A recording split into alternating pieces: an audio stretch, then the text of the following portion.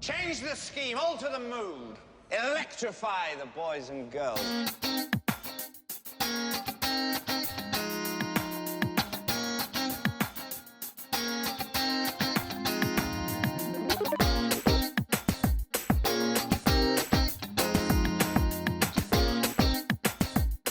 Yeah, you can't front on that.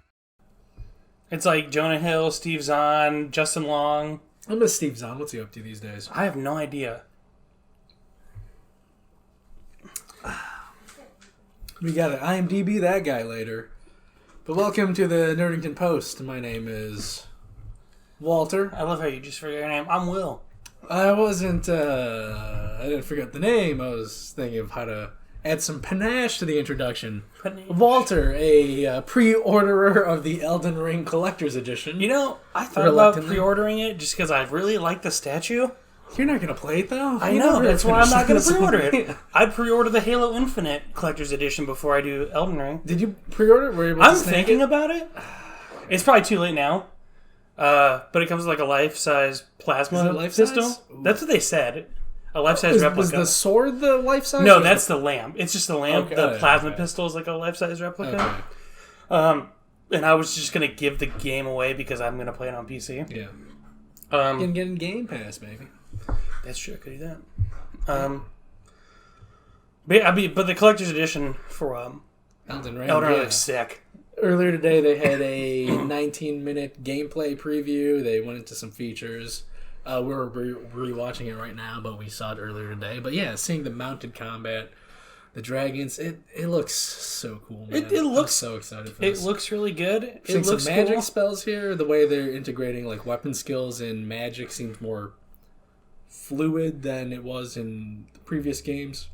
Yeah, it sucks because I wish I was good at these games. Because like when I got Sekiro, it's not about skill, it's about perseverance and parrying. Sekiro is definitely more skill-based compared to the other ones. Because the other games, you could just grind more and level up and just get new spells and whatnot. Do the enemies scale with you when you level up? No. Oh, okay. But we'll see. Maybe I'll eventually pick this up on a sale and give it a shot. But I just suck at those get good games, and I'm not scared to admit it. I'm just not good.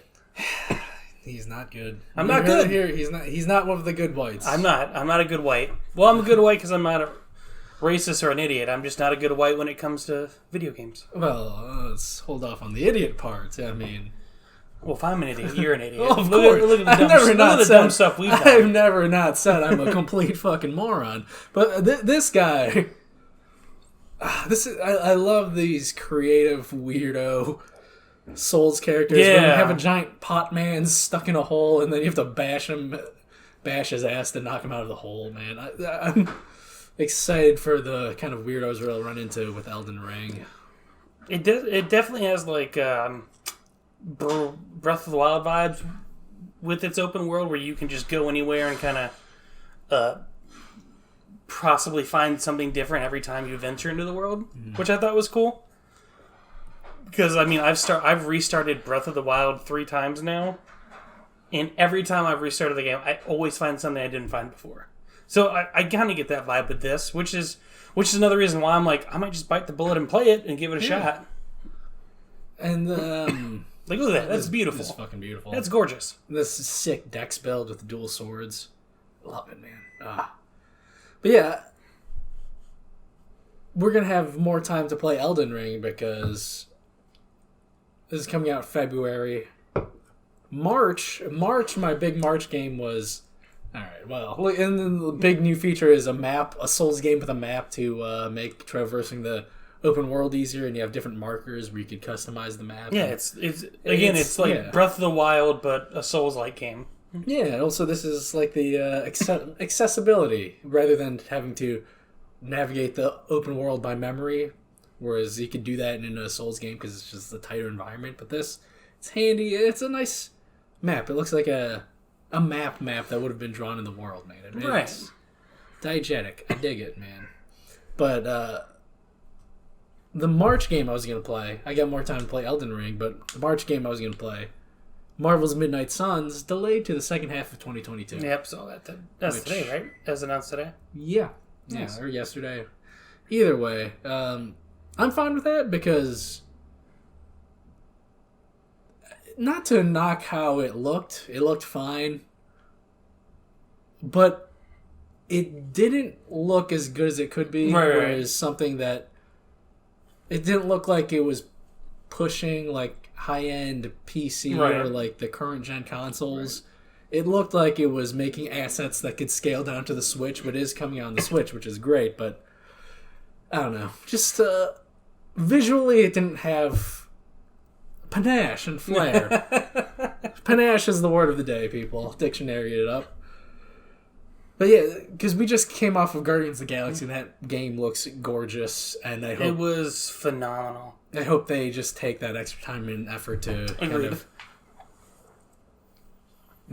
put some spit shine to Marvel's Midnight Suns. Because gameplay-wise, with the legacy of XCOM Civilization, it's going to be a solid strategy RPG. Yeah. But, just make it look better. Because there are some things with watching the gameplay footage, I'm just like, that could have been just some little nitpicky stuff where it'll show that when you start doing an ability or a spell, like it would show the card of the spell in the bottom corner, but then you'd see it happening. Like, I'm already watching the thing happening. You can just take that card off the screen, man. It's already in motion. Yeah, just like these redundant visual information that didn't need to be there. So hopefully they touch that up. But yeah, this gameplay, they're showing more weapon skills right now, but they're showing more stealth options, which I'm liking. Which I do like that. That's another reason I was like, oh.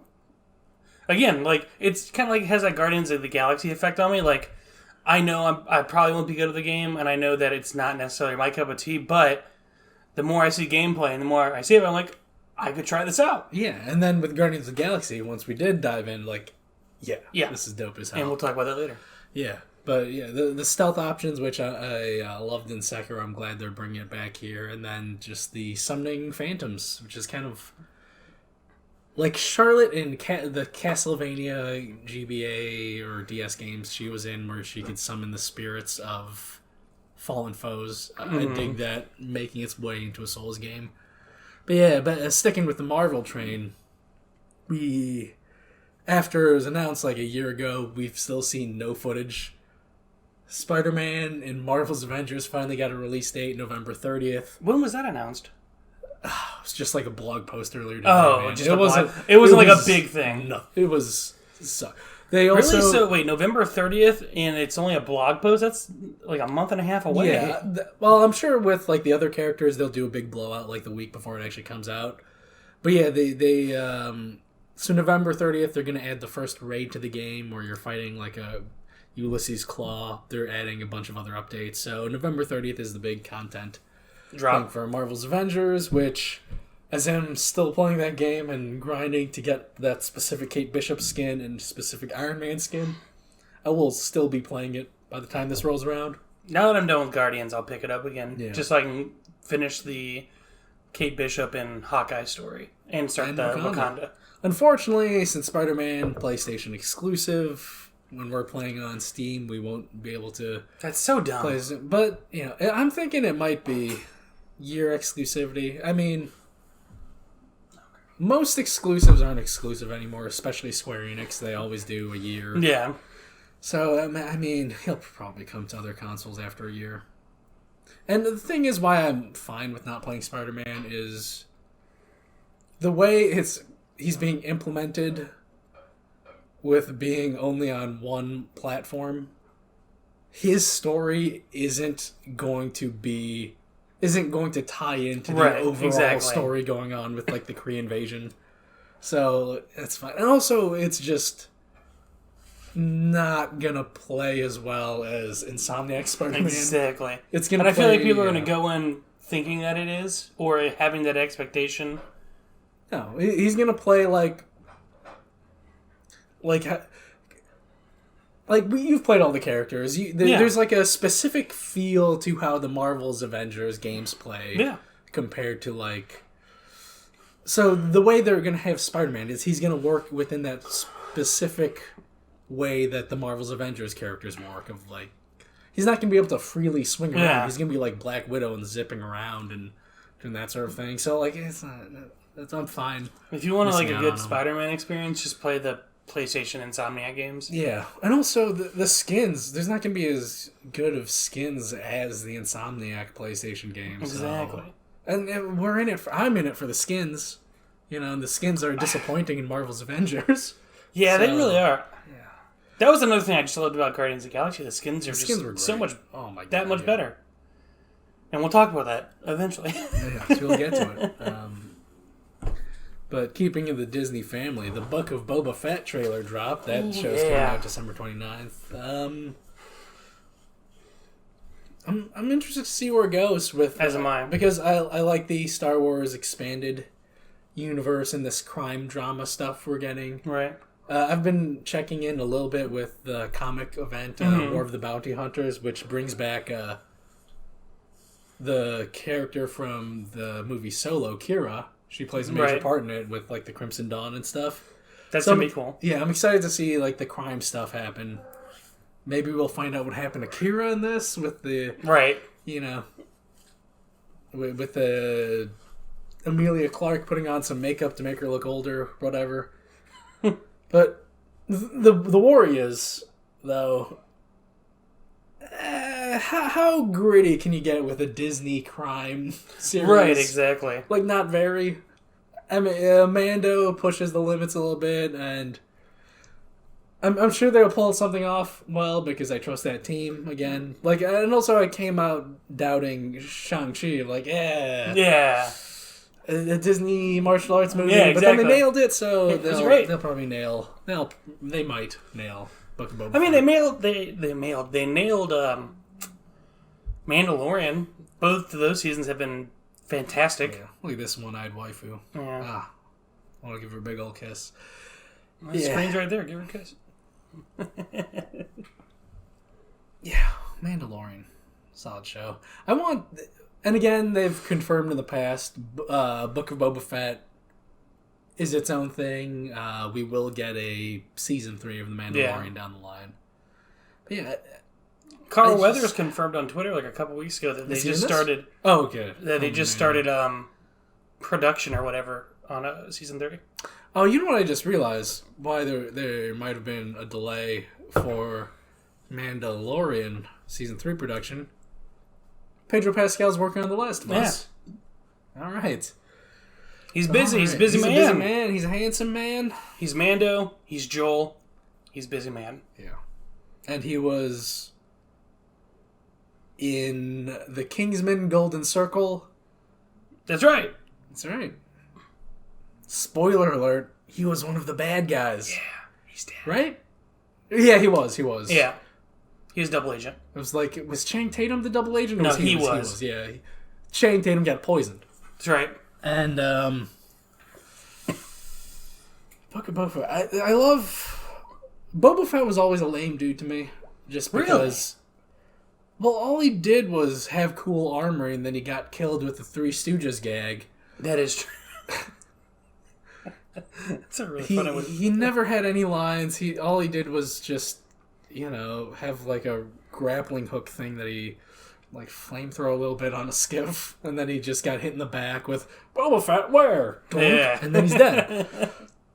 But the Mandalorian really did a good job of expanding him and making him an actual character in the new canon universe. So, God bless you, Jon Favreau and Dave Filoni, for making a worthy character out of Boba Fett. That's right. Thank you. That was cool. Magic attack there. Switching to spear now. Sorry. Switching to a halberd. I was about to say. Yeah. Everyone's favorite major indie publisher, Devolver Digital. I don't know.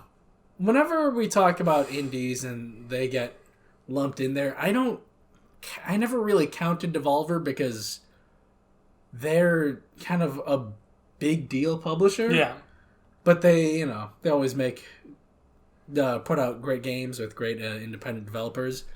They lose more indie cred because they went public today. Exactly. They're a publicly traded company. I tried to pick up some stock, but they were on the London Stock Exchange and Robinhood.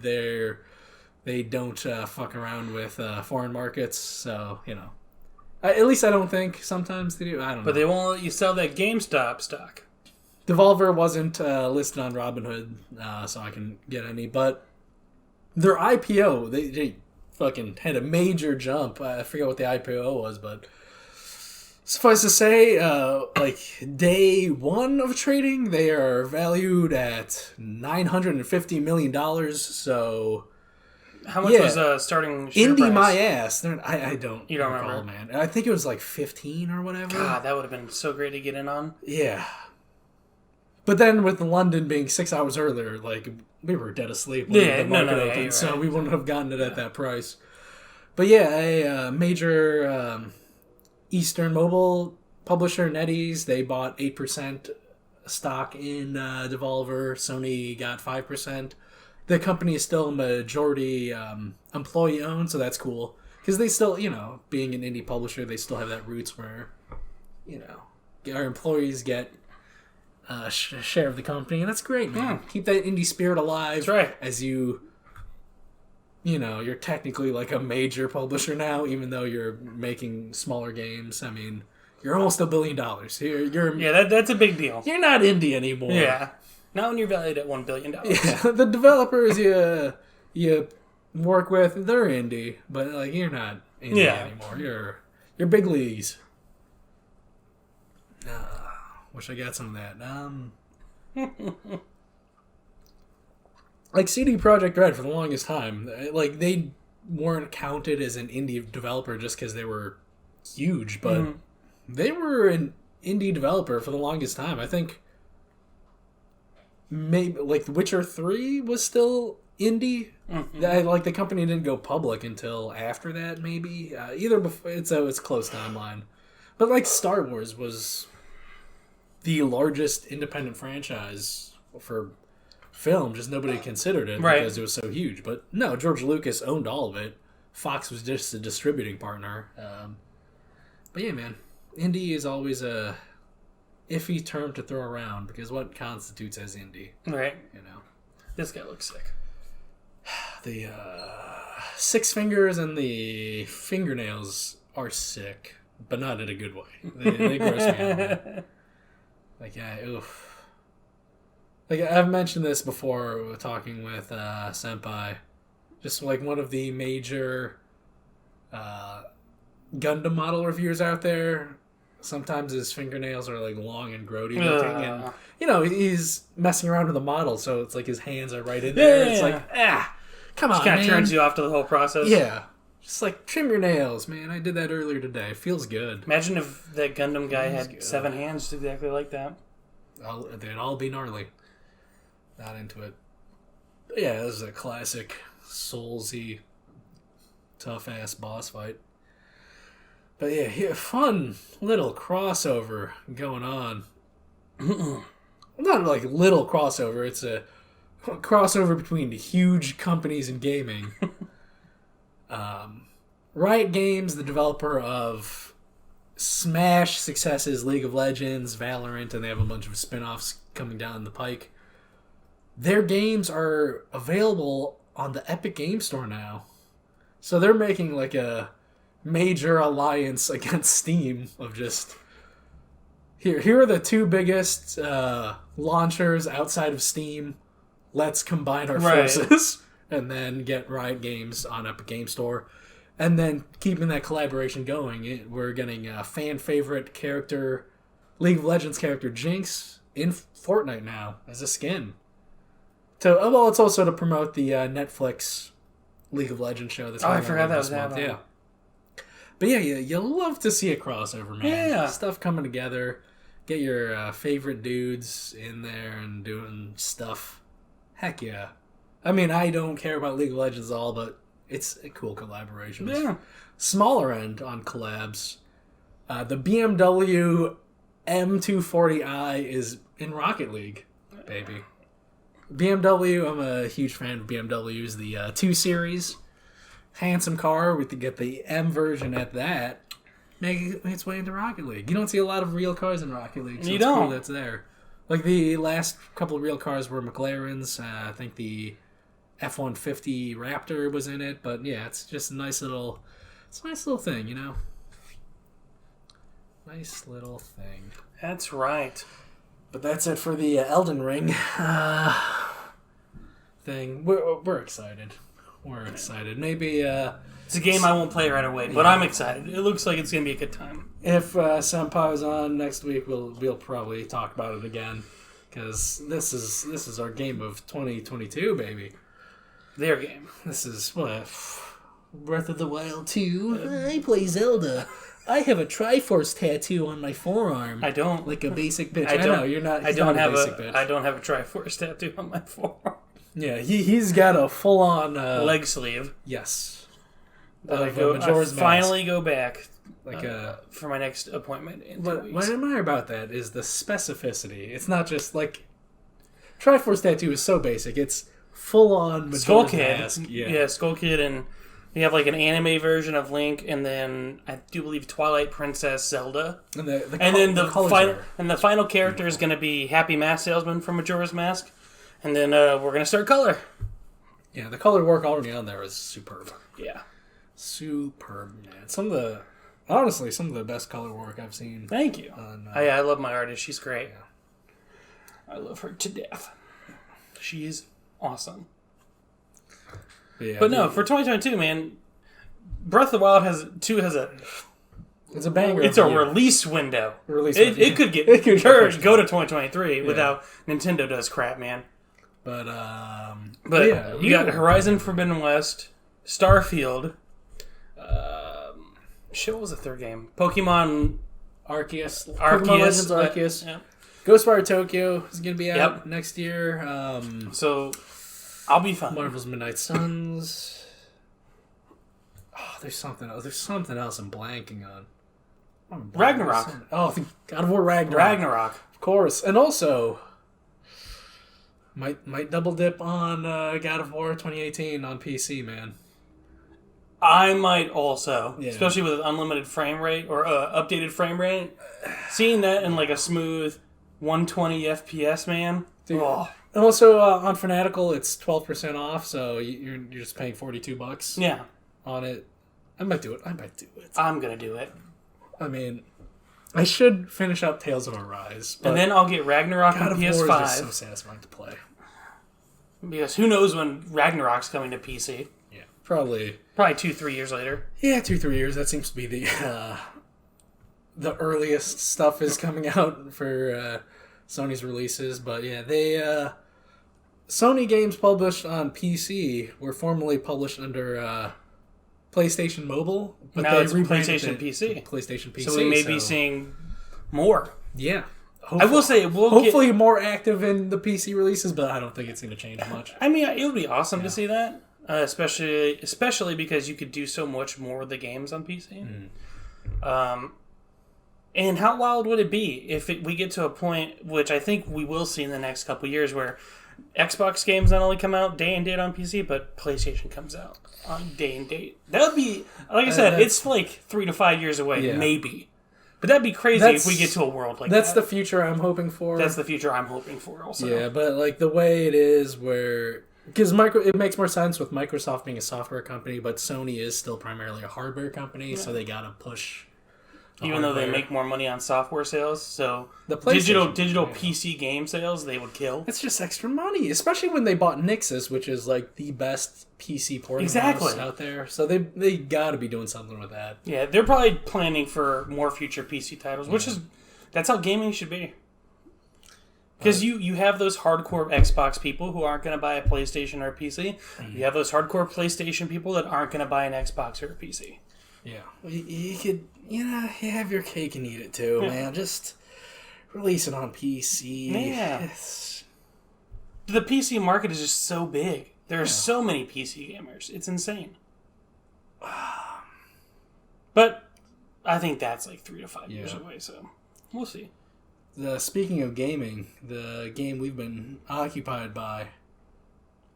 Warzone Ghost of Verdansk, baby! Nah. That's all we've been playing. Even I will say that is a cool event. The yeah. Warzone Halloween event was really fun. So I think it's over now. But the game, Walter, wow, I forgot your name now, is referring to as Marvel's Guardians of the Galaxy. Yes, published by Eidos Montreal. Published by Square Enix, developed by Eidos Montreal, and this is what I'm saying collectively as a species want out of our superhero tie-in games. Especially our superhero super team games. Yeah, they picked up the baton of what Sony was doing and like, hey, what the precedent that the Arkham series did, just like, hey, people like single-player, narrative-driven campaigns for their superhero tie-in games. And Eidos Montreal delivered on that. And thank God it wasn't another Avengers fiasco. And they did it almost perfectly. I have to say, like, it's honestly, so far, one of my top 3 games of the year, and it's trending to be my GOATY. Then again, Halo still has to come out. Forza's not going to be my GOATY, but I've heard great things about it. I'm going to try Forza. The feels are so good. Yeah, There's like so many. the dialogue between the team, the camaraderie between the team. Yeah, just the character interactions, just the whole story arc of... Like the director, whoever did the writing and the directing for the game really captured what it's like to be a member of the Guardians of the Galaxy. Yeah. And they hit a fucking home run with it. Yeah, I don't know how much... like, the arc that really... the creative team that really got me with Guardians of the Galaxy, the comics, was Dan Abnett and Andy Lanning.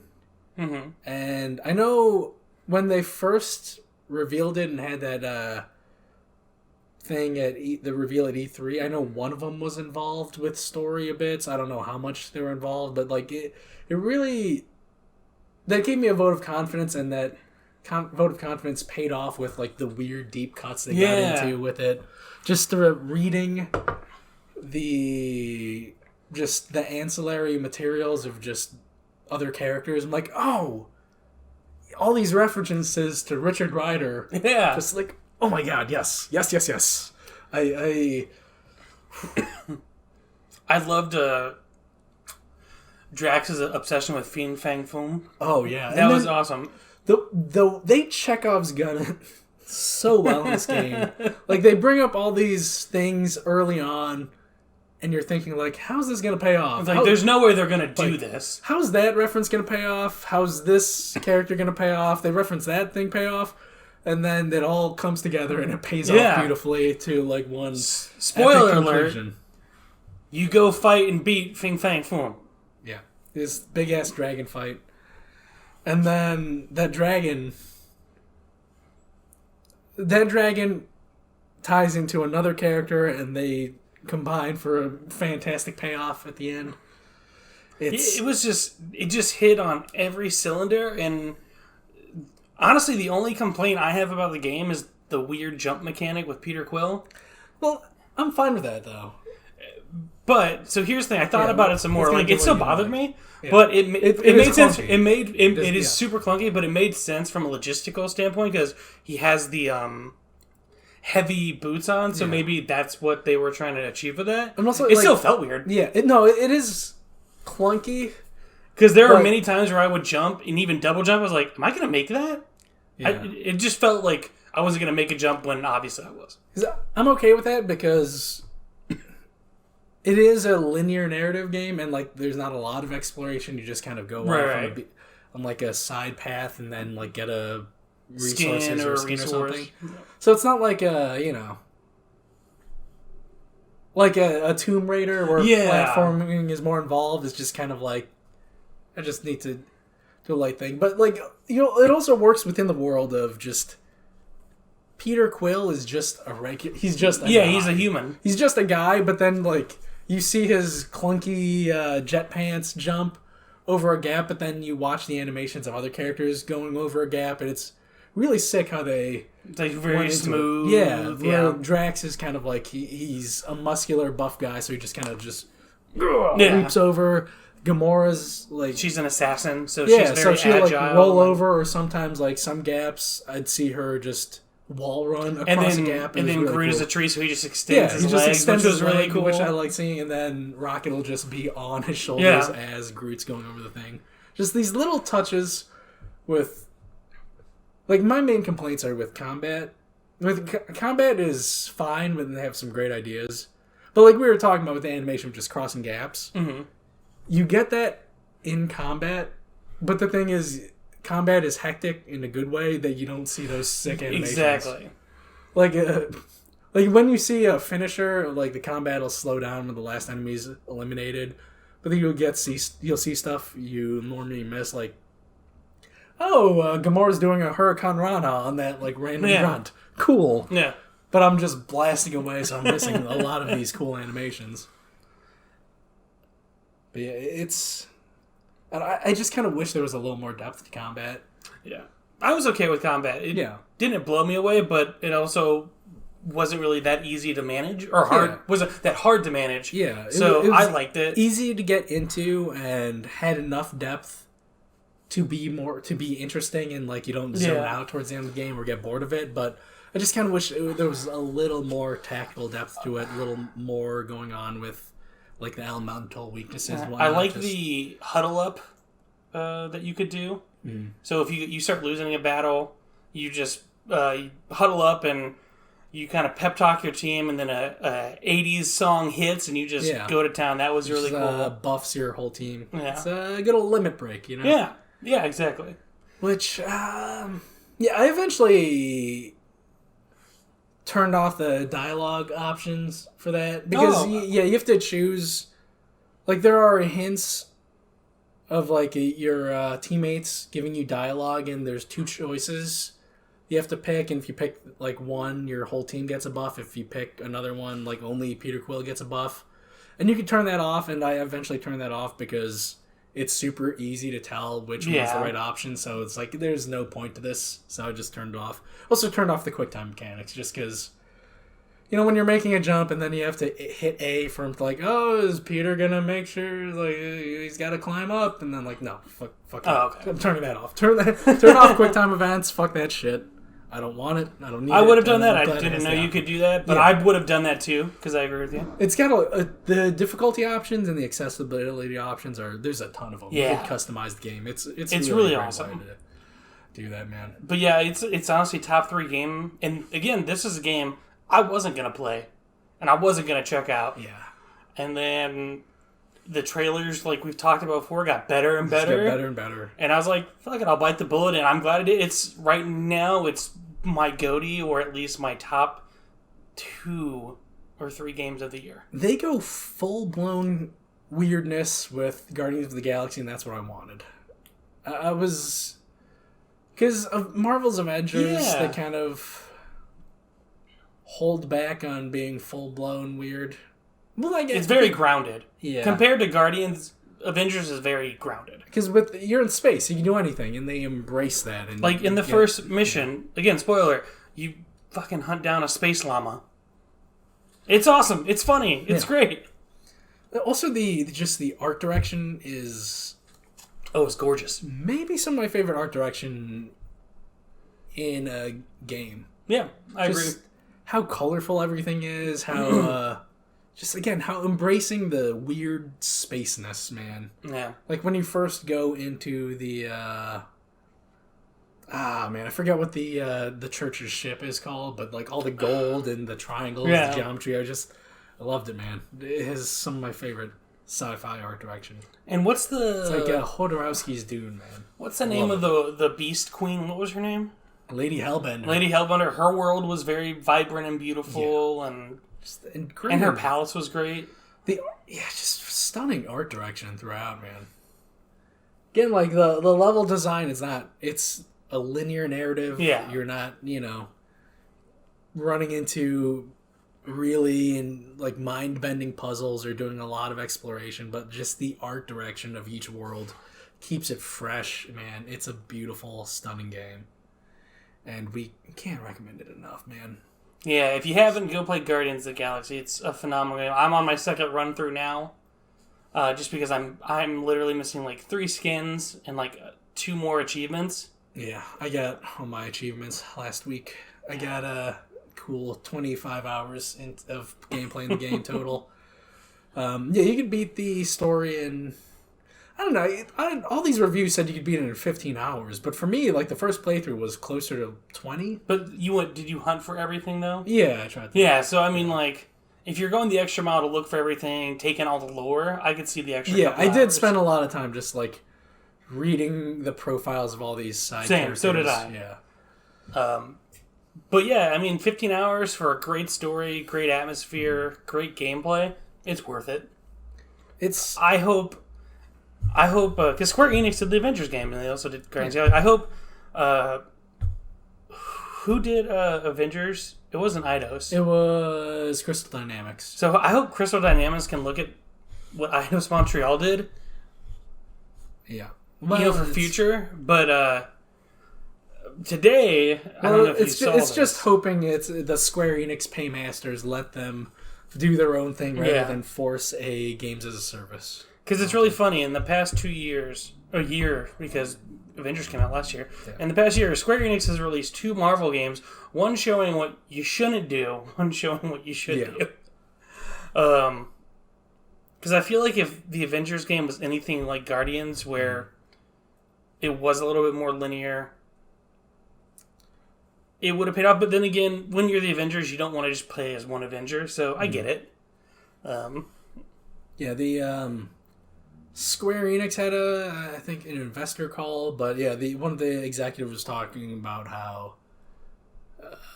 openly mentioned how Avengers yielded disappointing results, which, like, they said they're going to keep up with the games as a service, but talked about how with Avengers they learned a lot of lessons about, like, okay, this is how you not do it. Yeah. So I'm excited to see where, like, I like games as a service, you know. I still have Warzone installed, I still have Overwatch installed. But Warzone's a battle stuff. royale, man. But still, like, a games as a service of just But that's like regular that's a updates good of content. But a battle royale is a good example of a good place for games as a service. Yeah. Not a fucking superhero game. Well, that's the thing is they a lot of Square Enix hasn't done a AAA games as a service before, whereas like you could have a ton of superhero games as service.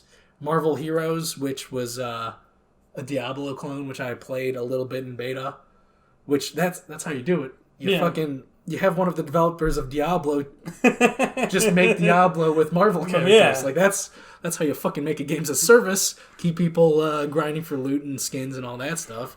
Mobile games do it all the time, like Future Revolution. Like I've showed you some of the skins in Future Revolution, man. It's like, oh, those are some cool looking skins, and you could customize them. That looks beautiful. That would keep me grinding for skins, like how Overwatch has me grinding for skins. But Avengers, they only have like 5 skins, and then most of them are just palette swapped variations on it. That they don't even have like core comic book skins in there. Like the Extremis armor for Iron Man. That is the most iconic armor that he's had for this century, this millennium, the past 20 years, and they still haven't implemented that armor into Avengers. Like, why? What are you... Why not, man? That's the most iconic Iron Man armor of the past 20 years, and you still don't have that in the game? That would give reason for people like me to spend our currency or credits, but you're not doing it. Nope.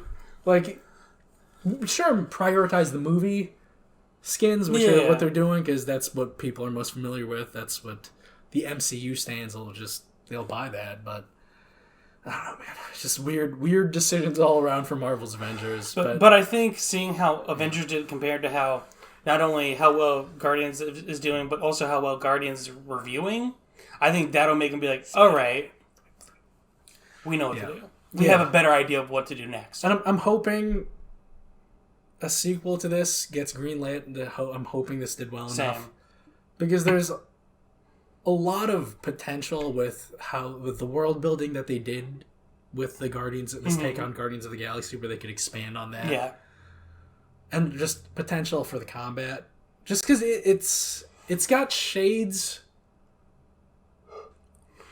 of what I want out of an action RPG. Just like real-time action. Yeah. But then you still have menu-based actions for specificity of certain things. Like, the best action RPG gameplay is Persona 5 Strikers. Really? I think so. The way they incorporate the hack and slash real-time mechanics with different combos having different effects, either elemental or status effects, either debuffs or buffs. But then you could also pause the action gameplay and go to a menu and select spells. Like, that is how I want most action RPGs to be if they're doing, like, party-based systems. Mm-hmm. And Guardians of the Galaxy has that. It's just not as expansive or intense as Persona 5 Strikers. And I just want, to more... I want the game to make me think about what action I'm having my party members do. But it's a great... They do a good job of making combat seamless, right, in it, where you don't have to think about like the sequence of buttons you're pressing to get Drax or Gamora to do that specific thing. I agree. They map the buttons out really well in a smart way, and I dig it. I dig it, man. I dig it. This is probably going to be my number 3 slot for my top 3 games of the year, man. Yeah, I'm waiting to see how Halo turns out. Pending Endwalker, Guilty Gear Strive, Guardians of the Galaxy. That's my order so far. Pending Halo Infinite, because I feel like Infinite's going to be top 3. RE Village, Guardians of the Galaxy. Yeah. This is the feels, man. This story's done so well. The story is so good, man. It's got everything. Comedy. It's got hearts. Yeah. They did such a good job on the story. It's insane. It's just like the whole thing is just all about overcoming and dealing with trauma. Exactly. And the way they have like all the character arcs like fit under that umbrella and work together with each other, and just that overall theme of just dealing with trauma. It's beautiful. It's well great. done. My eyes got wet, baby. It's a beautiful game, man. Yeah. I agree. It's so good. I forget which Marvel movie I was seeing in the theaters, but there was a guy behind me, like a younger guy, like maybe in his teens. The way he was talking about the first Guardians of the Galaxy movie, I thought, like, this guy's a fucking dope. Just like, just telling his friend, like, oh, Guardians of the Galaxy is, oh, it's so smart. It's so beautiful. It's so beautiful, man. It's genius. It's beautiful. It's a comedy. It's a comedy. It's a buddy comedy Marvel movie. Yeah, but it's got heart with like the dealing with family and Star-Lord's mother. But the way that dope was talking about the first James Gunn movie, I have that sentiment for this game. Just like, oh, it's so beautiful. It's so smart. But it's true. It's smart. It's funny. It's beautiful. It's great. But yeah, it is. And it captured all the best elements of Guardians of the Galaxy. Yes, it really did, man. It really did. And Cosmo is fantastic. Oh, I love Cosmo. Game. And yeah, we can't recommend it enough. Go buy it and play it right now. And yeah, we're going to go eat dinner and probably talk spoilers and get in the weeds with it. But thank you for joining us on this journey, and you should journey with the Guardians of the Galaxy. That's right. So smart, so beautiful. Goodbye. Goodbye.